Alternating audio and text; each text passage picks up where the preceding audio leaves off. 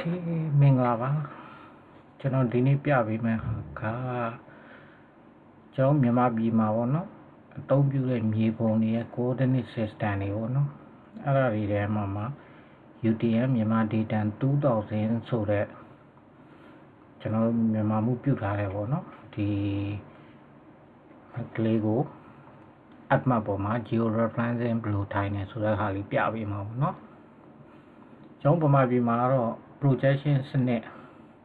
၄မျိုးသုံးတယ်ဗျ၄မျိုးမှာကျွန်တော် SCC ဆိုတဲ့ Lambert Conformal Coordinate ဆိုတဲ့အင်္ဂလိပ်လက်ထက်ကမြေပုံချက်တွေရှိမယ်အခု UTM မြန်မာ data 2000ဆိုတဲ့ coordinate system ရှိမယ်နှစ်ကသုံးကကြတော့ကဘာ3 UTM WGS84 ဆိုတာရှိမယ်နောက် GCS ဆိုတဲ့ degree တွေနဲ့ပြတဲ့ဟာကိုကျွန်တော်ပထမ video file လေးမှာလုပ်ထားတယ် degree တွေနဲ့ပြတဲ့ GCS ဆိုတဲ့ coordinate system တခုရှိပြီ၄မျိုးပေါ့နော်အဲ့ဒီမှာမြန်မာ data 2000နဲ့ပတ်သက်တဲ့ဟာလေးကိုကျွန်တော်နည်းနည်းရှင်းပြပေးမယ်ပေါ့နော်ဟုတ်ပြီမြန်မာ data 2000 map ဒါကျွန်တော်မြန်မာပြည်မြေပုံမှာမြန်မာ data 2000 map ရဲ့ဘယ်နေရာလေးမှာဘယ် map နံပါတ်တွေနဲ့အသုံးပြုရတယ်ဆိုတဲ့ဟာလေးကိုပြထားတဲ့မြေပုံချက်ကလေးဖြစ်ပါတယ်အဲ့ဒါဆိုရင်မြန်မာ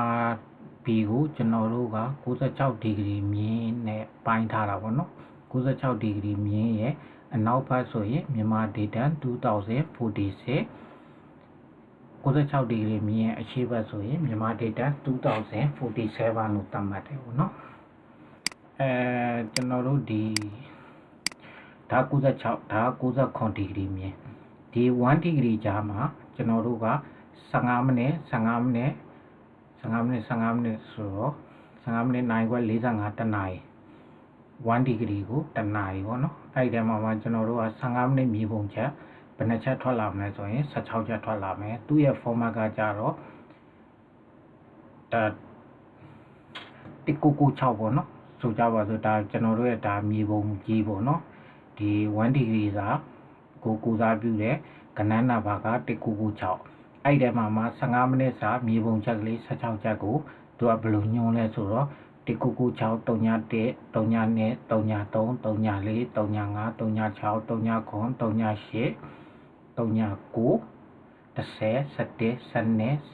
14 15 16အဲ့လို format လေးနဲ့တွားတာပေါ့နော်အခုကကျွန်တော်တို့က96ဒီဂရီမြင်းရဲ့အရှိတ်ရန်ကုန်ဆိုတဲ့ဒီ area လေးကဒီနေရာလေးပေါ့1696 31ဆိုတဲ့ map ကလေးကိုကျွန်တော်က geo referencing ထိုင်ပြမယ်ပေါ့နော်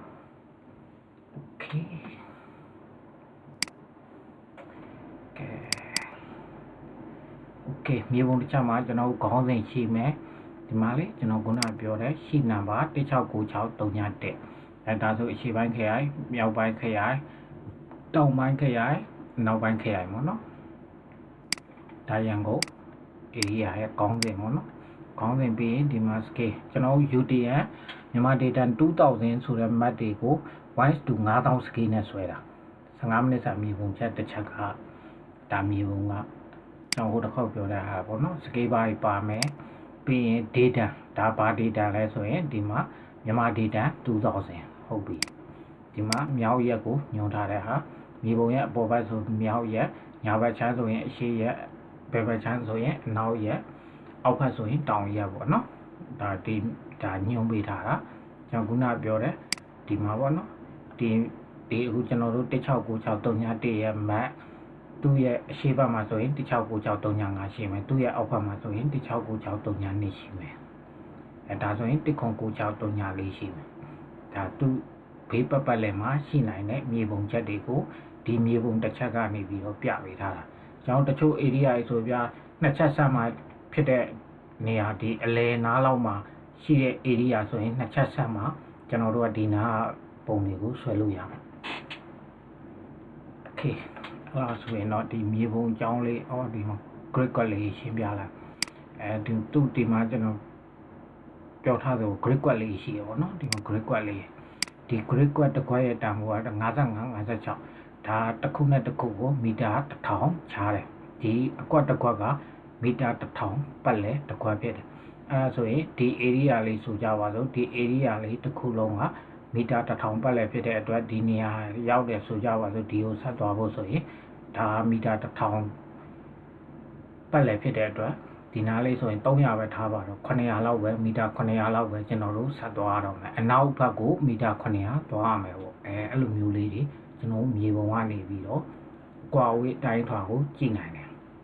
ဒါကစက္ကူစာရွက်မြေပုံတစ်ချက်ကပေးတဲ့အသိပညာပေါ့နော်အခုကျွန်တော်တို့ admap ကိုအသုံးပြုလိုက်မယ်ဆိုရင်ဒီစက္ကူမြေပုံတစ်ချက်ကိုကျွန်တော်တို့ကဒီ software နဲ့ပေါ့ admap ဆိုတဲ့ software နဲ့ပုံဖော်လိုက်တဲ့အခါမှာကျွန်တော်တို့လုပ်ငန်းဘယ်လိုအသုံးပြုရလို့ရလဲဆိုတာလေးလည်းကျွန်တော်ပြပေးအောင်မှာပေါ့နော်โอเคပါ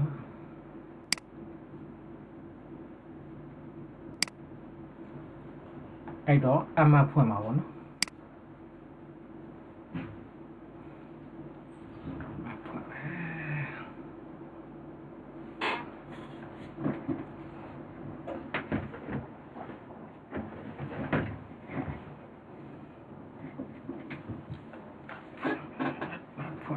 အမှတ်ဖွင့်မယ်ဆိုတော့ကျွန်တော်တို့ထည့်ထားပြီးသားဖြစ်နေပြန်ထုတ်လိုက်မယ်ဆိုတော့ကျွန်တော်တို့ဒီမှာကမ်ဘတ်ထဲကိုရောက်ပြီဆိုရင် right click နဲ့မှာ data frame property ကိုတွားမယ်တွားပြီးရင်ဒီထဲမှာအများကြီးရှိရပါတော့အဲ့ဒီထဲမှာကျွန်တော်တို့က coordinate system ကိုတွားမယ်ကျွန်တော်လုံးမှာကမြန်မာ data 2047 apply okay ကဲဒါဆိုရင်ကျွန်တော်တို့ကဒီမှာ unit က meter ဖြစ်သွားပြီ okay အဲ့ဒါဆိုရင်ကျွန်တော် data ထည့်သွင်းမယ် add data 16963ဒီပတ်ကိုထည့်သွင်းလိုက်မယ်ထည့်သွင်းလိုက်ရင်ကျွန်တော်ခုနပြောဆိုဒါစက္ကူစာရွက်မြေပုံတစ်ချက်ဒီမြေပုံတစ်ချက်မှာဒီမှာသူ့ရဲ့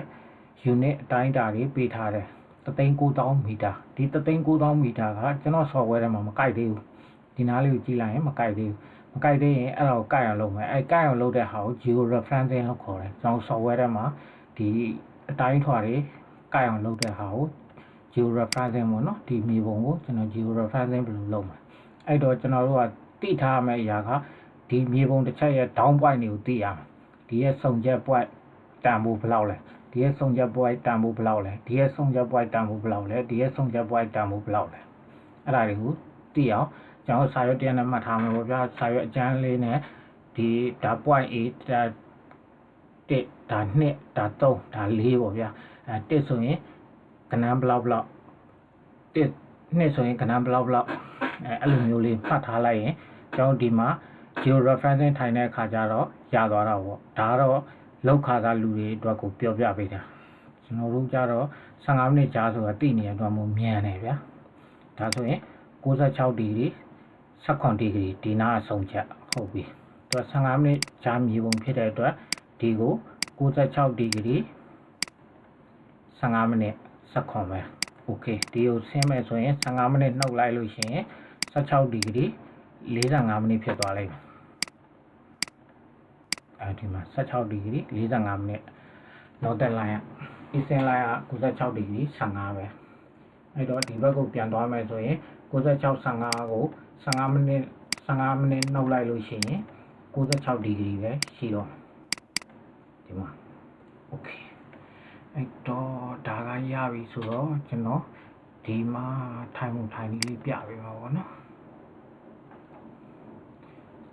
referencing ဘယ်လိုထိုင်လဲဆိုတာပြပေးမယ်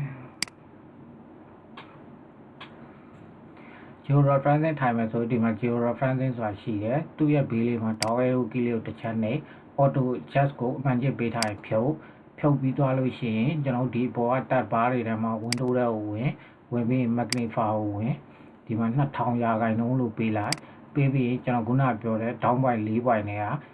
point number 1လေးကိုတွားချလိုက်ဒါဆိုရင်96ဒီဂရီ17ဒီဂရီโอเคရပြီ geo referencing နဲ့က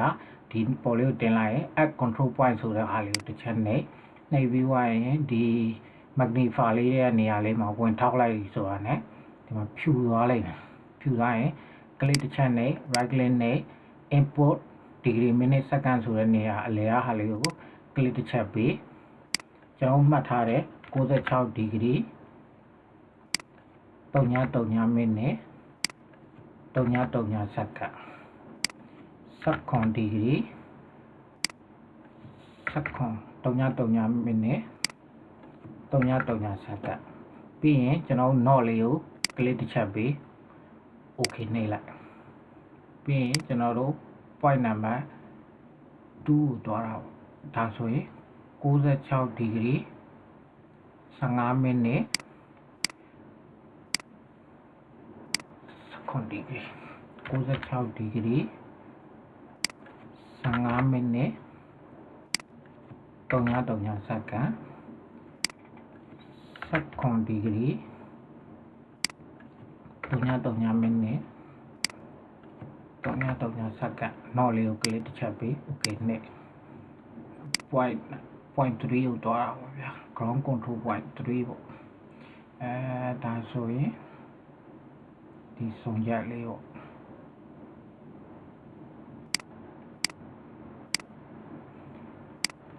96 degree 15 minute 3.3 second 16 degree 45 minute 3.3 second knock okay ဒီတော့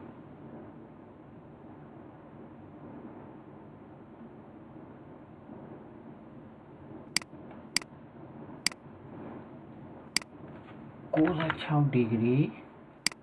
3.3 minute 3.3 second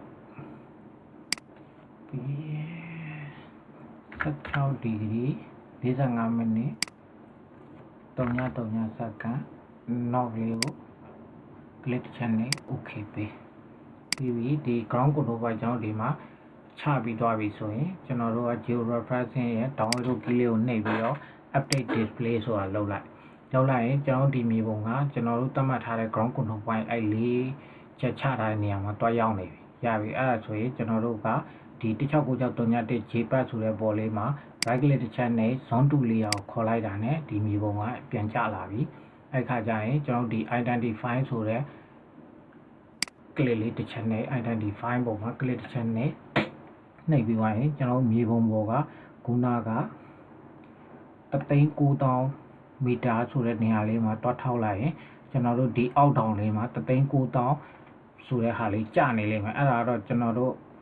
နည်းနည်းကိုချတဲ့ ground control point ပုံမှာမူတည်ပြီးတော့ adjust လေးနည်းနည်းအဲ့ဒါတော့ရှိမှာပေါ့နော်အဲဒီမှာကျွန်တော်ချပါမယ်1696ဒါဆိုနည်းနည်းများလိုက်ဒီဘက်လေးနည်းနည်းတိုးလိုက်ဒီနားလေးမှာပေါ့နော်1696 3,900ဆိုတဲ့နေရာလေးရပြီပေါ့နော်ဒါဆိုမှန်သွားပြီပေါ့အဲ့ဆိုရင်ကျွန်တော်လုပ်ငန်းဆက်လုပ်လို့ရပြီအဲ့တော့ကျွန်တော်ကဘာကိုပြမလဲဆိုတော့ကျွန်တော်ဒီမြေပုံပေါ်မှာ update လုပ်တော့မယ်ကျွန်တော်တို့မြေပုံပေါ်မှာကြံလဲပြင်ဆင်ကျင်တာတို့သိကျင်တာတို့ဘာလို့ရှိတဲ့အခါမျိုးမှာဒီမြေပုံကို action ပေါ့နော်ကျွန်တော် polygon တွေ line type တွေ point တွေအဲ့ဒါတွေကိုရေးမှတ်ခြင်းနဲ့ကဆွဲတင်ခြင်းတဲ့အခါတွေမှာသုံးတဲ့တူပါတွေကိုဆက်ပြီးပြပေးမယ်ပေါ့နော်အခုဆိုကြပါစို့ကျွန်တော်ကြည့်လိုက်တယ်ကန်တော်ကြီးဟုတ်ပြီကန်တော်ကြီးက area ဘယ်လောက်ရှိလဲကျွန်တော်တို့ဒီတိုင်းကြည့်လို့မသိဘူးမသိရင်ကျွန်တော်တို့ကဒီပုံမှာဒီ area ကြီးကန်တော်ကြီးရဲ့ water body area ကြီးဘယ်လောက်ရှိတယ်ဆိုတဲ့ဟာကိုသိချင်ဒီ atmap မှာအလုံးလုံးပုံကိုကျွန်တော်ဆက်ပြပေးမယ်ပေါ့နော်အဲ့ခါကျတော့ polygon ဒီ water body ကြီးက polygon တိုက်ကြီးပေါ့နော်အဲ့ဒါကိုကျွန်တော် polygon တိုက်ကြီးရဲ့ area ဘယ်လောက်ရှိရဲဆိုတဲ့ဟာကိုဒီမြေပုံတစ်ချက်ပေါ်ကနေဆွဲထုတ်ပြမယ်ပေါ့နော် okay အဲ့တော့ကျွန်တော်တို့ကဒီမှာ add to box ဆိုတာလေးရှိတယ် add to box ကကျွန်တော်ဆွဲတင်ထားလို့ရှိရမရှိတွေ့ဘူးဆိုရင်ဒီမှာရှိရတဲ့ add to box ဆိုတဲ့ဟာလေးဒါလေးကိုတစ်ချက်နှိပ်လိုက်ရင်ဒီလိုလေးကြာလာလိမ့်မယ်ကြာလာရင်ကျွန်တော်ဒီဘက်ကိုဆွဲကတ်ထားလို့ရတယ် okay အဲ့ဒီမှာ add to box လေးကြာလာပြီဆိုရင် data management ကို2ကိုတွားမယ်အပေါင်းလေးကိုနှိပ်မယ်ပြီးရင်ကျွန်တော်တို့က feature class ကိုတွားမယ်အပေါင်းလေးကိုနှိပ်မယ်ပြီးရင် create feature class တစ်ခုဖန်တီးမယ်အဲ့တော့ဒီ feature class ပေါ်မှာ double click နှစ်ချက်နှိပ်လိုက်ပြီးရင်ကျွန်တော်တို့က ဒီမှာသူကပြတယ် feature class location ဟုတ်ပြီဒီကောင်းကိုဘယ်မှာတင်စီမလဲ okay ကျွန်တော်က10.8.2.6ထဲမှာတင်မယ်အပေးလိုက်မယ်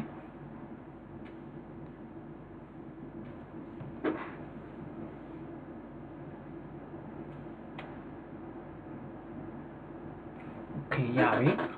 ကျွန်တော်ကဒီမှာ feature class နေ feature class နေကျွန်တော်ဘာကိုလုပ်ချင်တာလဲဆိုတော့ကျွန်တော်ကန်တော်ကြီးလိတ်ကဲ water body ကိုကျွန်တော် polygon ဆွဲမှာဟုတ်ပြီအဲ့တော့ကန်တော်ကြီးလိတ်ပေါ့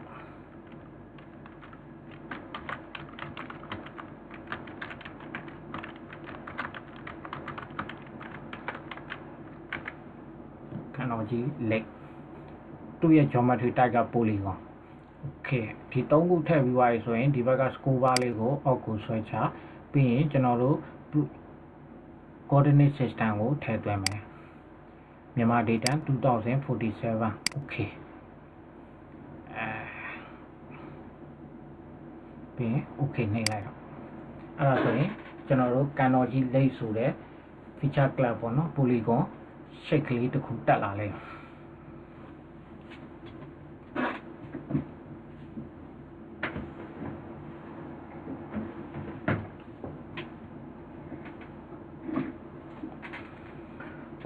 တက်လာပြီဒီမှာကန်တော်ကြီးလက်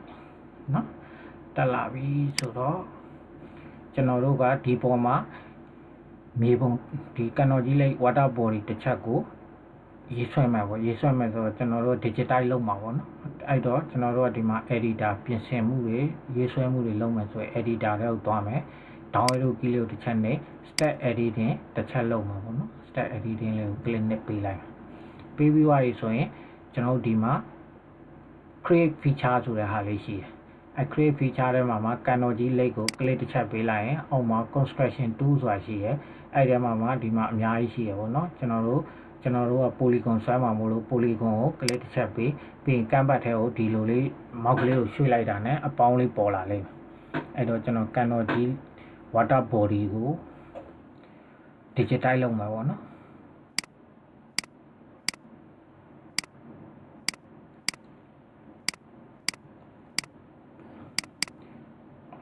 ကလစ်တိုင်းပါပြီ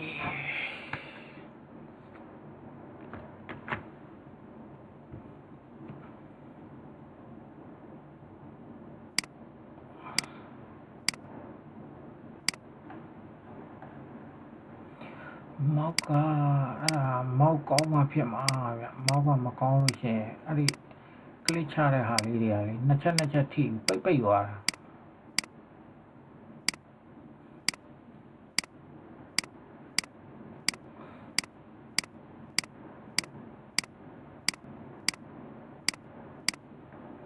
ကိုဝီလေးနဲ့ရှေ့တိုးနောက်ဆုံးလုံးလိုက်ပြီးတော့နော်ကိုဆက်ပြီးဆွဲသားမဲ့နေရာလေးကိုတွားလို့ရတယ်နော်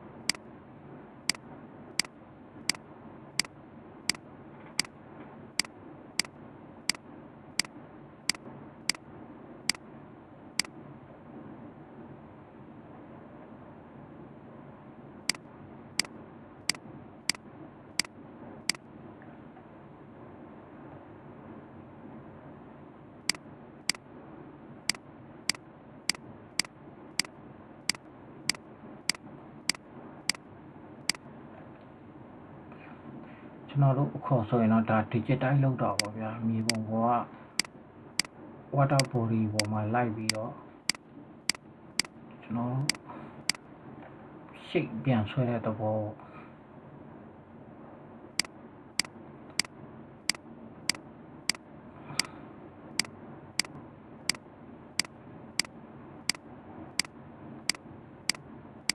ဒီကကျွန်တော်အခုဆွဲနေတဲ့ဟာကဒီ water body ရဲ့ area ဘယ်လောက်ရှိရဲဆိုတာကိုသိချင်တဲ့အတွက်မို့လို့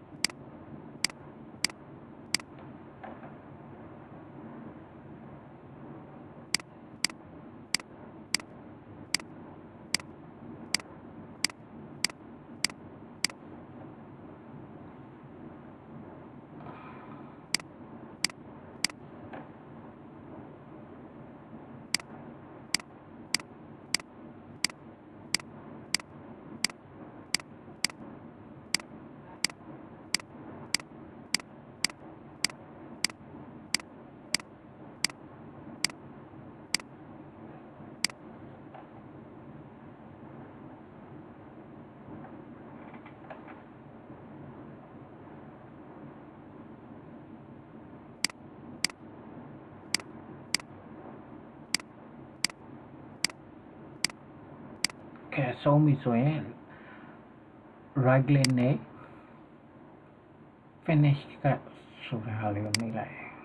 ဒါဆို polygon လေးရနော်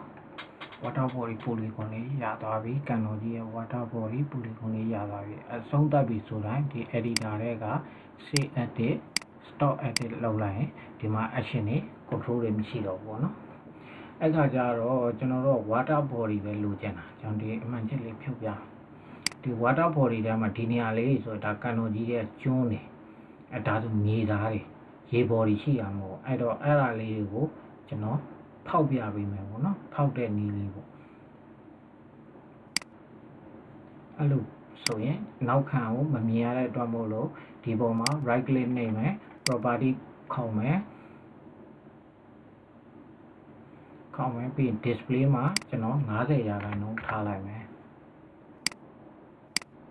90%ထားလိုက်ရင်ဒီကျွန်းလေးကိုဆွဲလို့ရပြီအဲ့တော့ကျွန်တော်တို့ကအဲ့ခါကျတော့ editor 2ရဲ့ပဲ start editing ပြန်လုပ်မယ်ပြီးရင်ကန်တော်ကြီးလိပ် polygon okay ပြီးရင်ဒီမှာကျွန်တော်ဒီကျွန်းနေရာလေးကိုလိုက်မှတ်လိုက်မှာပေါ့နော်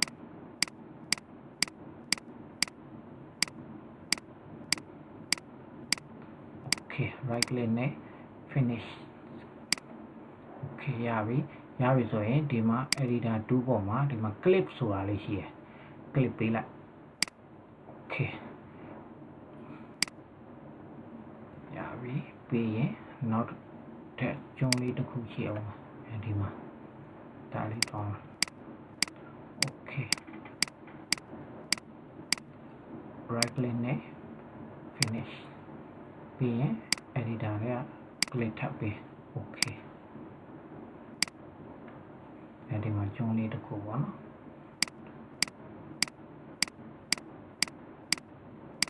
right click နဲ့ finish ကပြီးရင် editor ထဲမှာ click ပေးမယ် okay ပေးမယ်ပြီးရင် save edit stop edit okay ရပြီအဲ့ခါကျတော့ကျွန်တော်တို့ကကျွန်းနေရလဲရပြီဆိုတော့ဒီကျွန်းတွေကိုကျွန်တော်ဒီကနေပြီးတော့ဒီခုန polygon shape ကြီးရနေပြီးတော့ကျွန်းနေရလေးကိုဖောက်ပြမှာပေါ့နော်အပေါက်ဖောက်ပါပေါ့ဒီကျွန်းနေရလေးပြီးဒါ water body ရေမရှိပါဘူးဆိုတာကိုပြကြတယ်အဲ့ခါကျတော့ဘယ်ကိုသွားမလဲဆိုတော့ကန်တော်ကြီးပေါ်မှာ right click နဲ့ပြီးရင် open attribute table ဆိုတာရှိတယ်အဲ့ဒီထဲမှာဒီမှာကျွန်တော်ဒီမှာslide လေးကိုဝင်နေလိမ့်မယ်တက်လားဒီမှာဒီ slide လေးတက်လားဒီနားလေးမှာဝင်သွားတက်လားဒီကို click တစ်ချက်ပေးလိုက်တာ ਨੇ ဒီတူပန်တူဝင်သွားတာပေါ့နော်အဲ့ခါကျတော့ကျွန်တော်တို့ကဒီကောက်ကိုဖြတ်ထုတ်ကျင်တာဖောက်ပြချင်တာဆိုတော့လုပ်ငန်းလုပ်မယ်ဆိုရင် step editing ပြန်ပေးမယ်ပြီးရင်ကျွန်တော်တို့ကဒီမှာဒီကောင်ကို select ပေးလိုက်ရင်ဒါကြီးကအပြည့် okay မလို့ခြင်းငါဒီကောင်လေးကိုပဲဖြတ်ထုတ်ကျင်တာအဲ့ခါကျတော့ကျွန်တော်တို့ဒီပုံမှာ right click တစ်ချက်နှိပ်လိုက် delete selected ဆိုတဲ့ဟာလေးကိုနှိပ်လိုက်ရင်ဒီမှာပေါက်သွားပြီပြီးရင်နောက်တစ်ထပ်ပေး select ပေးပြီးရင် right click နဲ့ delete selected လို့အပေါက်ဖြစ်သွားလိမ့်မယ် click တစ်ချက်ပေး right click နဲ့ delete selected လို့ပြီးရင် save edit stop edit မှာကြီးကျွန်တော်ပြပေးမယ်ပေါက်သွားလားမပေါက်သွားလားဟောဒီမှာ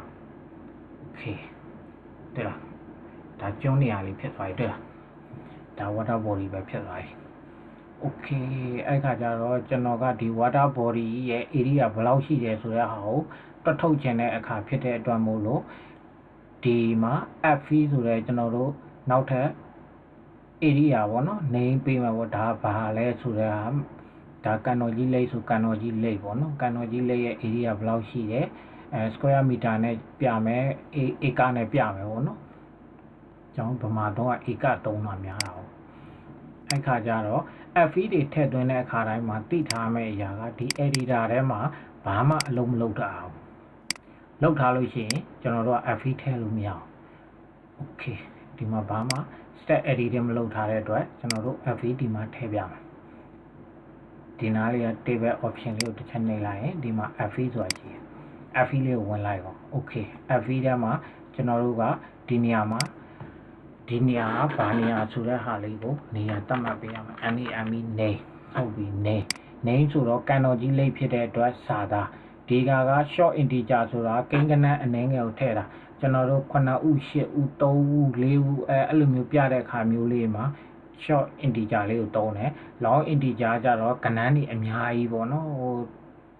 တိန်ကဏ္ဍတို့တောင်းကဏ္ဍတို့အဲ့လိုခါမျိုးမှာ long integer ပေါ့ဒီကောင်အပေါင်းလုံးမြောက်စားတွက်ချက်တာမပါဘူးပေါ့နော်ဒီမှာကျွန်တော်တို့ double ဆိုတဲ့ဟာလေးရှိတယ်အဲ့ကောင်လေးကကြတော့တွက်ထုတ်တဲ့ဟာတွေပေါ့ကျွန်တော်အခု area တွက်ထုတ်တာတို့ဘာလို့တွက်ဆိုရင်ဒီ double လေးကိုနှိပ်ရတယ်လောလောဆယ်ကျွန်တော်ကဒီမှာပေးထားတဲ့ဟာ name ကန်တော်ကြီးလိပ်ပဲထဲမှာဖြစ်တဲ့အတွက်စာသားဖြစ်တဲ့အတွက် task အဲ့ဒီမှာကိုယ့်ရဲ့စာသားအရင်ရှိတဲ့ဘာညာဆိုရင်ဒီမှာ90ဆိုတဲ့နေရာမှာ100ထားခြင်းလည်းရတယ်200ထားခြင်းလည်းရတယ်စလုံးကြီးပေါ့နော်အဲ့အတွက်ကိုဒီမှာထည့်လို့ရတယ်ကျွန်တော်ကတော့ကန်တော်ကြီးလိပ်လေးက90နဲ့တင်ရတဲ့အတွက်မို့လို့ okay ပေးလိုက်မယ်အဲဒါဆိုရင်ဝင်သွားပြီနောက်ထပ် FE တစ်ခုထပ်ထည့်မယ်ဘာလဲဆိုတော့ကျွန်တော်တို့က area AREA ဒီကန်တော်ကြီးလေးရဲ့ area ဘယ်လောက်ရှိတယ်ဆိုတဲ့ဟာကိုသိကြလားအဲ့ခါကျတော့ကျွန်တော်တို့ကဒီ type မှာ double ဆိုတာလေးကိုယူလိုက်မယ်ပြီးရင် okay ပေးလိုက်မယ်အဲဒါဆိုရင် area square meter okay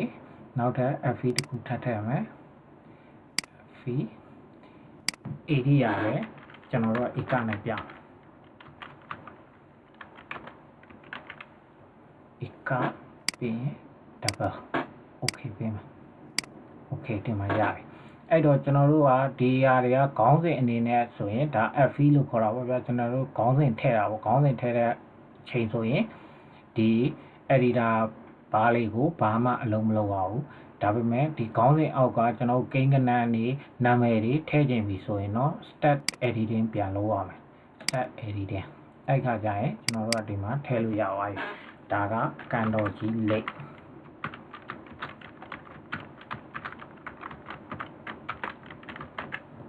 ကန်တော်ကြီးလိပ်ဟုတ်ပြီ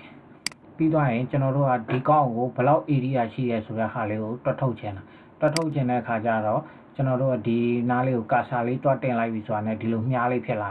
ရင် click တစ်ချက်ပြီးရင် right click တစ်ချက်နဲ့ပြီးရင် calculate geometry ဆိုတဲ့ဟာလေးကိုဝင်လိုက်မယ်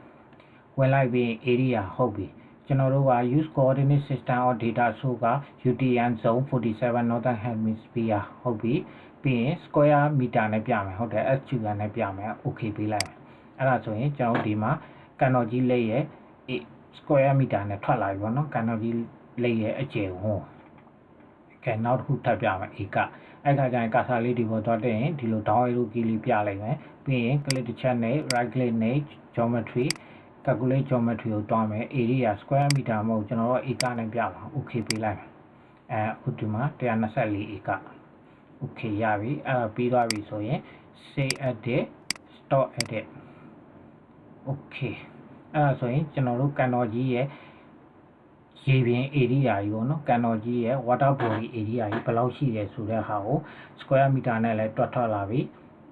ဧကနဲ့လည်းထွက်လာပြီပေါ့နော်အကျယ်ဝန်းဒါတွက်ထုတ်တဲ့နည်းလေးကိုပြပေးတာဖြစ်ပါတယ် okay ဒါ polygon type ကိုကျွန်တော်ပြပေးတာ polygon ပြီးသွားတဲ့အခါမှာကျွန်တော်ဘာကိုပြပေးမလဲဆိုတော့ကျွန်တော်ဒီ line type လို့ခေါ်တဲ့ line တွေပေါ့နော် line တွေဆိုရင်ဒီကန်တော်ကြီး circle ပေါ့နော်ကန်တော်ကြီးပတ်လမ်းတစ်ခုကဘယ်လောက်အကွာအဝေးရှိလဲဒါကျွန်တော်မြေပုံကြည့်အောင်လည်းဘလို့မှမသိနိုင်ဘူးဒါပေမဲ့ဒီ software ထဲမှာဆိုရင်တော့သိအောင်လုပ်လို့ရတယ်အဲ့ခါကျတော့ဒါက polygon type ပြီးတော့ဒီ line ကိုဆွဲမယ်ဆိုတော့ line type ဖြစ်သွားပြီအဲ့ line type တစ်ခုကိုကျွန်တော်မြေပုံပေါ်မှာခေါ်သွင်းမယ်အဲ့2 box ထဲကိုသွားမယ်ကျွန်တော်ခုနပြောဆို data management တွေကိုဝင်မယ်ပြီးရင် feature class ပေါ့နော် feature class ကိုဝင်မယ်ပေါင်းလေးနေမယ်ပြီးရင် create feature double click နဲ့အဲ့ဆိုရောက်လာပြီရောက်လာပြီဆိုကျွန်တော်လမ်းကြောင်းပေးမယ်ဘယ်ထဲမှာသွားတိတ်မလဲဆိုတဲ့ဟာပေးမယ်ပြီးရင် feature class name မှာကန်တော်ကြီး circle row ပေါ့နော်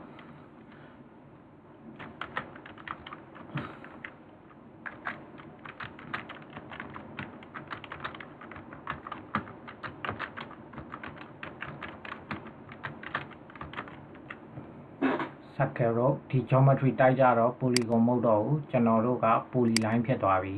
ဒီ၃ခုဖြည့်ပြီးပြီဆိုတာနဲ့ score တောင်း score လေးကို down အောက်ကိုဆွဲချလိုက်ပါတော့ပြီးရင် coordinate system မြန်မာ data 2047ကိုထည့်သွင်းမယ်ပြီးရင် okay ပေးမယ်ခဏဆောင်ဒီမှာတက်လာလိုက်ပါဘောနော် okay အဲ့မှာ feature class တက်လာပြီပေါ့နော် Kanoji road ဆိုပြီးတော့တက်လာပြီအဲ့ခါကျတော့ကျွန်တော်ဒီမှာမြေပုံကအနီရောင်ဖြစ်နေမြေပုံကအနီရောင်ဖြစ်တဲ့အတွက်အနီရောင်နဲ့ထပ်ပြရင်ပါမှာပေါ်မှာမဟုတ်တော့ကျွန်တော်ဒီမှာအဝါလေးပြောင်းလိုက်ပါပေါ့နော်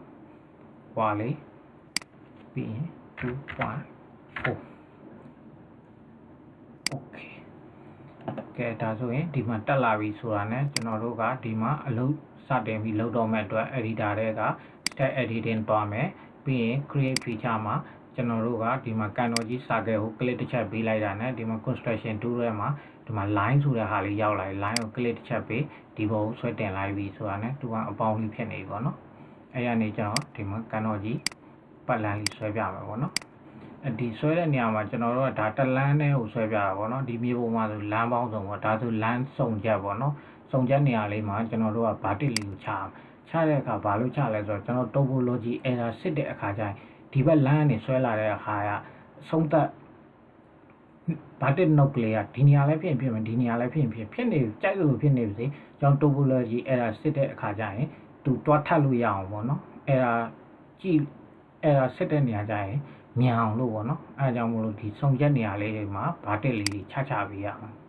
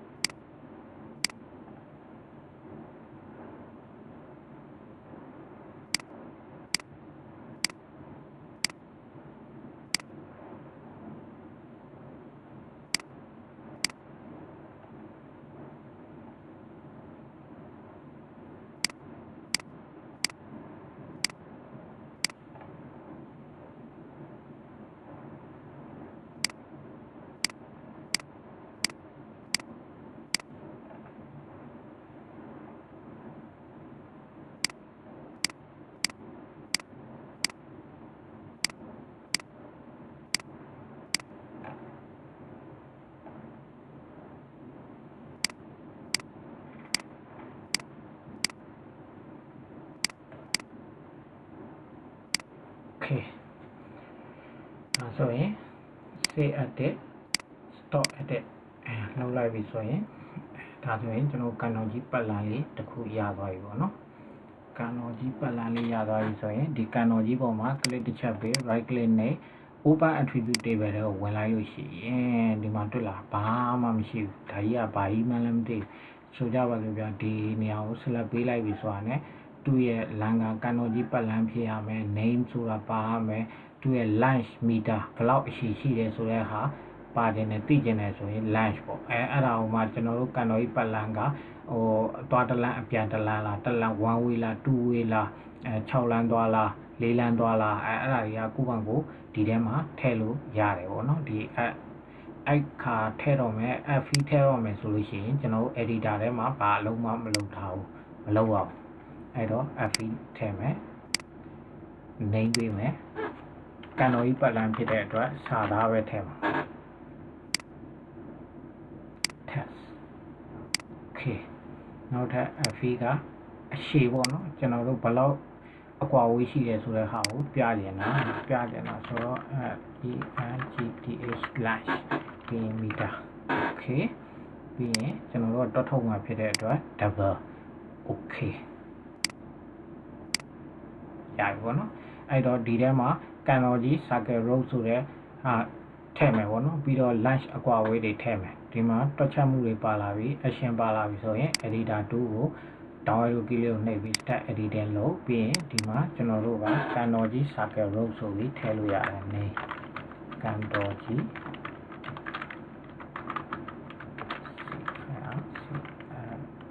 circle row circle row ရပြီဆိုရင်ထုံးစံအတိုင်းပဲကျွန်တော်ဒီဘုတ်ကာစာတင်လိုက်တာနဲ့ down arrow key လေးပြလိုက်မယ်ပြီးရင် click တစ်ချက်ပေး right click နဲ့ calculate geometry ရကိုဝင်ပြီးရင်တက်လာဒီမှာ line ဆိုတာရှိတယ်ပြီးရင်ဒီ coordinate ကိုset coordinate လည်းမှန်တယ်ဒီမှာ meter နဲ့ပြမယ် unit က okay ပေးလိုက်အဲ့ဒါဆိုရင်4523 မီတာဒီကန်တော်ကြီးပတ်လမ်းရဲ့အရှည်ကအဲ့လောက်ရှိတယ်ပေါ့နော်ကန်တော်ကွာဝေးကအဲ့လောက်ရှိတယ်ဆိုတဲ့ဟာကိုတွက်ထုတ်တဲ့နည်းလေးကိုပြပေးတာဖြစ်ပါတယ် okay အဲ့ဒါပြီးသွားရင်ကျွန်တော်တို့အားလုံးလုံး action တွေပြီးပြီဆိုရင် save edit stop edit okay ရ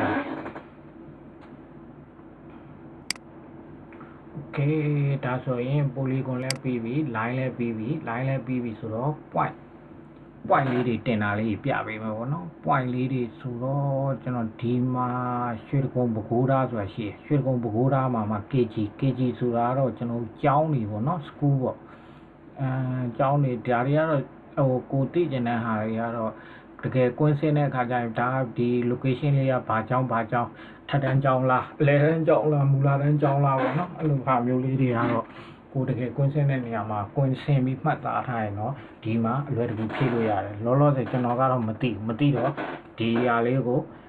1ပေးမယ်ဒါလေးကို2ပေးမယ်3ပေးမယ်ပေါ့နော် kg 1 2 3ဆိုပြီးတော့ဒါ point လေးတစ်ခုပေါ့ကျွန်တော်ပြပေးမယ်ဆိုတော့ point တင်တဲ့အခါကျတော့ကျွန်တော်တို့ဒီ add to ပေါက်ထဲကိုပြန်သွား add to ပေါက်ထဲကိုသွားပြီး data management 2ထဲကိုဝင်ပြီး feature class ကိုဝင် feature class ပြီးရင် create feature class ပြီးရင်ကျွန်တော်တို့လမ်းကြောင်းရွေးပြီးရင်ကျွန်တော်တို့က name ပေးမယ်ပေါ့နော်ဒါကကျောင်းဆိုတော့ school ပေါ့geometry type ကကြတော့ point ဖြစ်သွားပြီ point ပြီးရင် coordinate system ထက်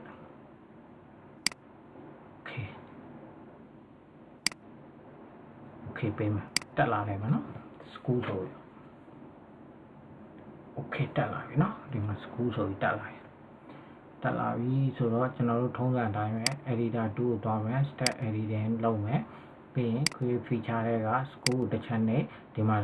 construction 2ထဲမှာ point ဆိုပြီးဖြစ်နေ click တစ်ချက်ပေးပြီးရင်ဒီကိုရောက်မယ်သူ့ရဲ့အလဲ center လေးမှာတစ်ချက်နဲ့ဒီမှာတစ်ချက်နဲ့ဒီမှာတစ်ချက်နဲ့kg 1 2 3ပေါ့နော်ပြီးရင် save edit stop edit ပေါ့နော်ဒါလေးလောက်လိုက်ပြီဆိုတာ ਨੇ ဒီမှာ point လေး3 point တက်သွားလိမ့်မယ်ပေါ့နော်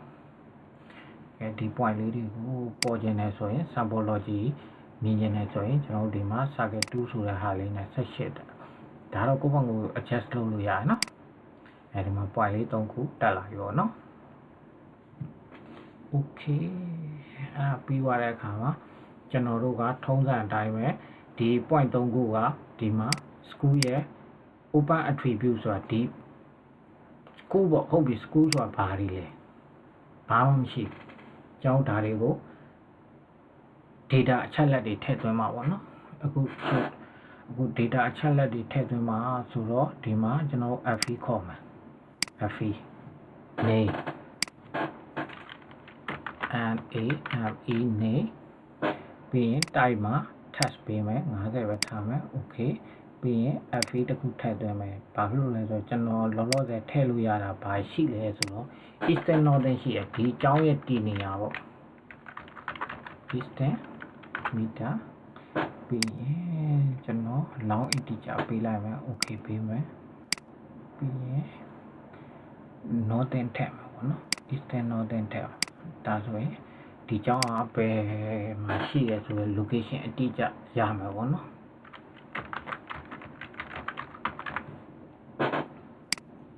long integer okay ကဲဒါဆိုရင်ရပြီပေါ့နော်ဒါ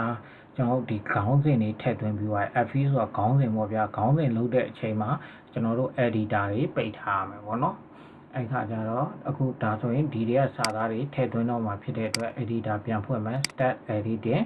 kg1 ပေါ့နော် kg1 ပြီးရင်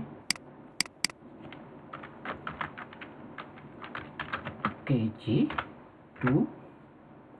ပြီးရင် kg3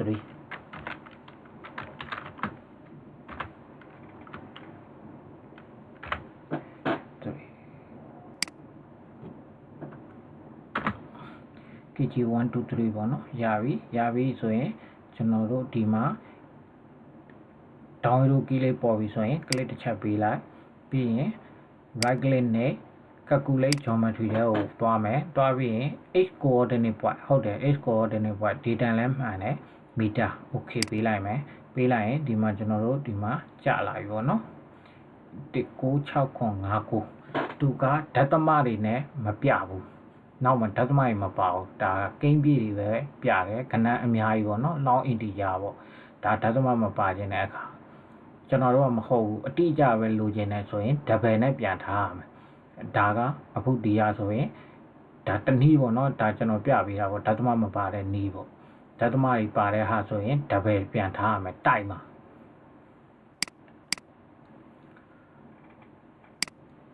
ကဲ nothing ထည့်မယ်ဗျာ y coordinate meter okay ပေးလိုက်မယ်ဒါဆိုဓာတ်သမတွေမပါဘူး is nothing ရနော်ဒီသူ့ရဲ့ဆိုကြပါစို့ဒီမှာဆက်လက်ပေးလိုက်ပြီဆိုရင် kg1 ဒီမှာလေဒေါ်လာဆက်လက်လေးဝင်သွားပြီ kg1 က19659 is နဲ့ northern တန်ဖိုးက1959334ကဲဒါဆိုရင်ဓာတ်သမတွေတော့မပါဘူးအတိအကျမဟုတ်ဘူးပေါ့နော်ကိန်းပြည့်တွေနဲ့ပြတာဓာတ်သမမပါဘဲနဲ့ဓာတ်သမဖြောက်ပြခြင်းနဲ့ဆိုရင် long integer နဲ့ပြတယ်ပေါ့အဲ့တော့ကျွန်တော်ဒီကောင်ကိုအတိအကျပြခြင်းနဲ့ဆိုရင် delete ပြန်လုပ်လိုက်မယ်delete ပြန်လုပ်လိုက်မယ်ဆိုတော့ဒီ FE ဖြောက်ခြင်းတဲ့အခါကျတော့ save edit stop edit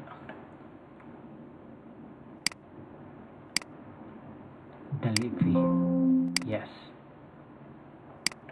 right click နဲ့ delete fee ဒီကောင်ဖြတ်ချင်တဲ့အခါကျရင်ဒီမှာ action မဝင်ထားအောင်ပိတ်လိုက်ပါတော့အခုပြန်ဖြည့်ပြရမယ်ဓာတ်သမတွေနဲ့အတိအကျပြပေးမယ် FE ရမှာပါ easting easting meter double okay နော်ဒါ meter နောက်တစ်ခုက FE nothing easting and nothing meter ပြီးရင်ဒီမှာကကျွန်တော်တို့က double ပြန်ပေးမှာ okay ပေးမှာ okay ရပြီနော်ပြီးတော့ရင်ကျွန်တော်တို့ကဒီမှာပြန်ပြီးတော့တန်ဖိုးတွေပြန်ထည့်ခြင်းနဲ့ဆိုရင် action အလုံးလုံးမယ်ဆိုရင် start editing ကိုဖွင့်လိုက်ပါနော် start editing ဖွင့်ပြီးရင်ဒီမှာ down arrow လေးပေါ်လာရင် click တစ်ချက်နှိပ်မယ် right click နှိပ်မယ် calculate geometry လေးတွားမယ် x coordinate point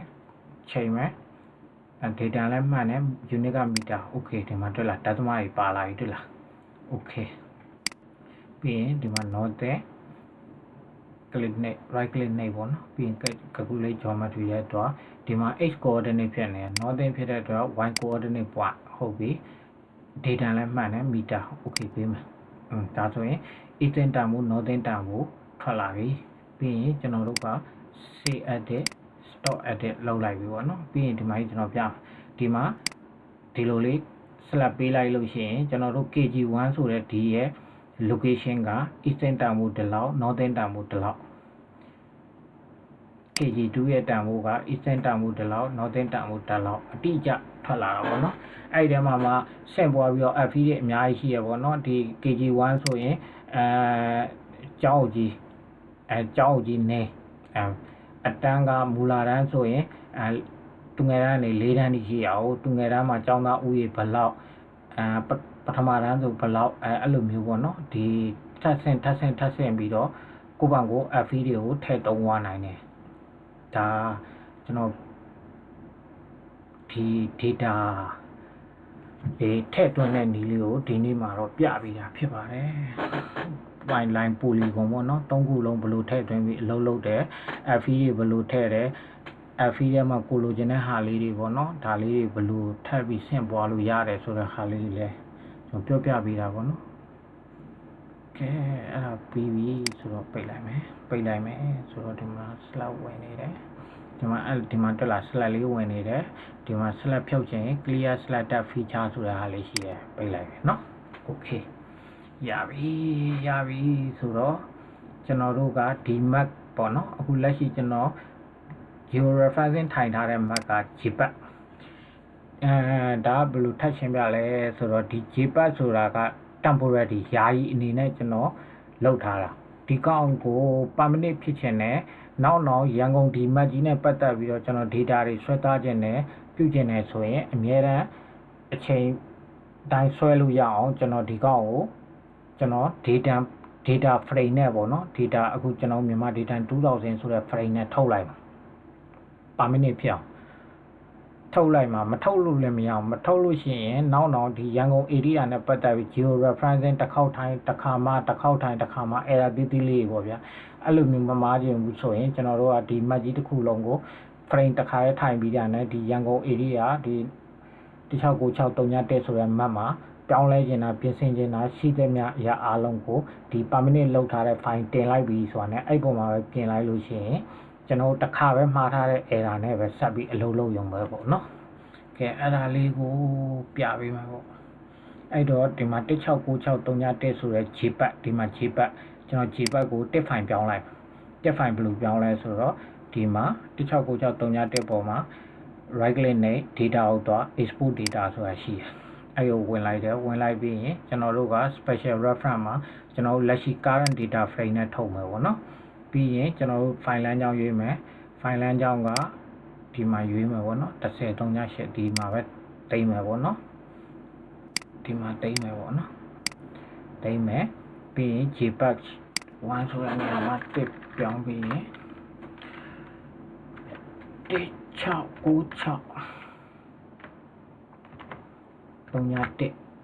3.1ပေါ့နော်ပြီးရင်ကျွန်တော်ဒီမှာ save လိုက်မယ်ပေါ့နော် save လိုက်ရင် yes ဒီပေါ်မှာတက်လာလိမ့်မယ်ပေါ့နော်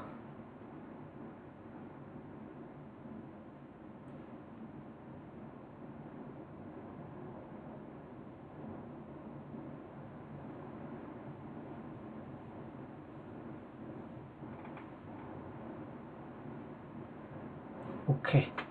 ဒီပေါ်မှာတင်ပြကြလားတင်မယ် yes အဲဒီမှာတွေ့လားကျွန်တော်ပြကြတဲ့ဟာဒီမှာတွေ့လားကျွန်တော်အခုထုတ်လိုက်တဲ့ permanent ဖြစ်သွားတယ်1696331ဆိုတဲ့ map လေးပေါ့နော်ဒါကကျွန်တော်တို့ geo referencing ထိုင်တာ JPEG ပြောမယ်ဆိုဒီကောင်က temporary ယာယီအနေနဲ့ရှိတာဒီမှာအမှန်ကြီးဖြောက်လိုက်တယ်ဒါကျွန်တော်အခုဒီကောင်ကို permanent လောက်ထားတဲ့ file ပေါ့နော်